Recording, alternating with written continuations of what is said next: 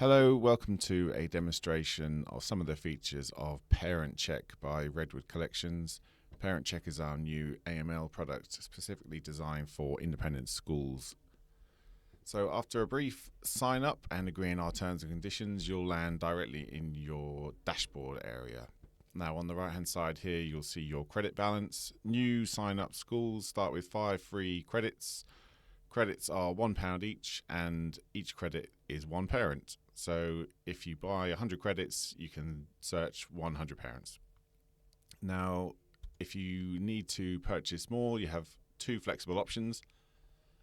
You can pay by card up front, or you can ask to receive an invoice later. Either way, the credits will be immediately available to you. If you choose to purchase a high number of credits at any one time, we do offer additional incentives. So for example, more than 500 credits, you receive a 5% bonus, and more than 1,000 credits will enable you to receive a 10% bonus. So if we return to your dashboard, the key search functions are always available to you straight from the dash. So if you want to run just a one or two or a small number of searches, you can type in the parent's information manually. So for example, if the gentleman's name was David Smith with a certain date of birth, and you had another inquiry for Mr. Khan and his date of birth was something like this, you can go ahead and preview the search. Now it's going to ask you for a name, so this is something you can refer back to. So you might want to call it, for example, spring term inquiries, or whatever your internal reference number is.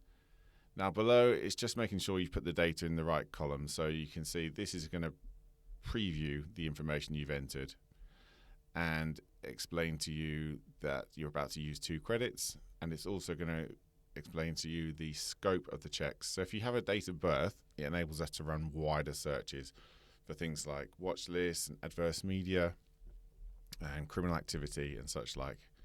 With just the first name and last names, we're still able to run comprehensive searches, but they're narrowed down to just the global sanctions list. So if I go ahead and authorize this search, it's now connecting and running the searches. As you can see, there are 2 main areas. Good news for these 2, they've come back into clear results. They were screened successfully and no sanctions or adverse matches were found. Anything positive or potential matches will appear in this top section. So now you have the option to download your results or ask for them to be emailed to you. If you return to your dashboard now, you'll see at the bottom here, your previous searches were there. So there's your spring term inquiries, and you can click back into this should you need to. They're not gone forever if you click off them. So back to the dashboard now. We also have the ability, of course, to search by a bulk list, and this can be anything up to thousands of parents, as some clients choose to do. So if you go ahead and choose your file either in XLS or CSV format, you can download a convenient template here for you with the right columns. I have some pre-prepared data here. It will turn green to indicate that you've successfully uploaded the file. And again, if we go ahead and preview, enter the reference that suits you. This is now showing you the information that was contained within the file, just to make sure the columns are the right. For example, you wouldn't want to accidentally enter the date of birth and the last name or anything such like.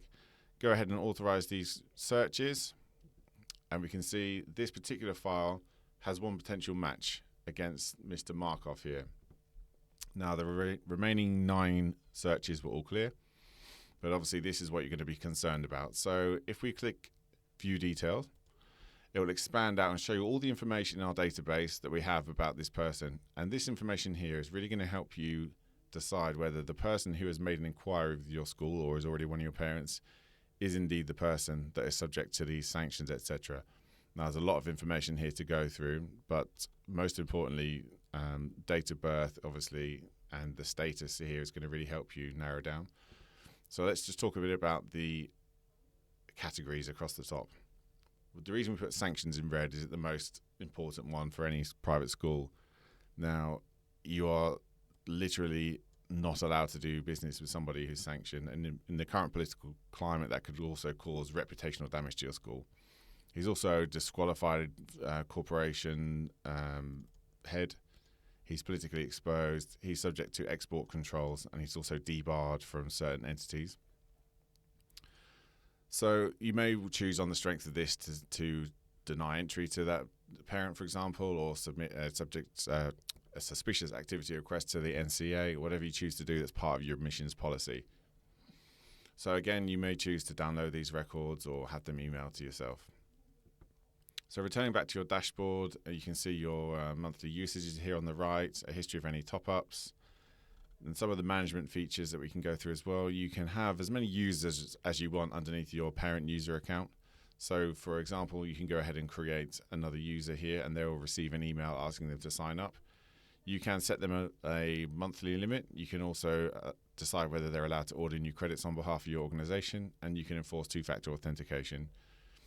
During your manage users, you can view your users at any time, revoke access, or add or change and amend monthly account limits.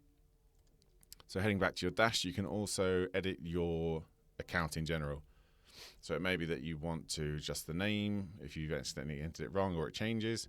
You can also add your logo, which will appear on your dashboard. Now they have some security functions as well at the top here. This just enables you to choose as a company-wide default whether you have two-factor authentication turned on or not. You can also ask for a manual reset password to be sent to you. This will periodically ask you to change your password anyway, just as company or policy for ParentCheck. But if you wish to do so, you can do through the security settings. If you need to raise a support ticket at any point, you can email us. There's a dedicated email address.